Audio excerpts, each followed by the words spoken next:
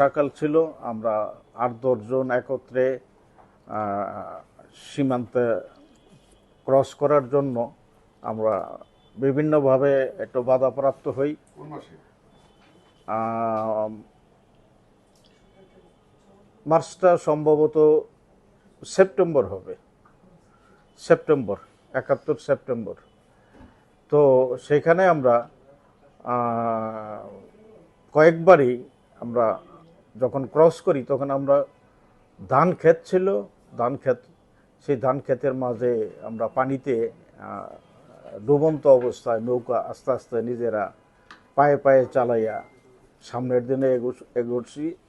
কিন্তু তখন দেখা গেছে পাক বাহিনীর বিভিন্ন যান ব্রাশ মারতে মারতে তারা এটা ক্রস করতো। কেন ক্রস করতো? এটা সকাল ছিল, আমরা ৮-১০ জন একত্রে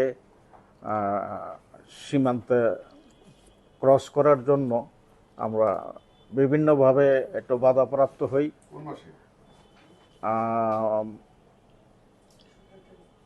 মার্চটা সম্ভবত সেপ্টেম্বর হবে, সেপ্টেম্বর ৭১ সেপ্টেম্বর।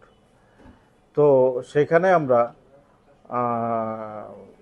কয়েকবারই আমরা যখন ক্রস করি তখন আমরা ধান ক্ষেত ছিল, ধান ক্ষেত, সেই ধান ক্ষেতের মাঝে আমরা পানিতে ডুবন্ত অবস্থায় নৌকা আস্তে আস্তে নিজেরা পায়ে পায়ে চালাইয়া সামনের দিনে এগোচ্ছি। কিন্তু তখন দেখা গেছে পাক বাহিনীর বিভিন্ন যান ব্রাশ মারতে মারতে তারা এটা ক্রস করতো। কেন ক্রস করতো? এটা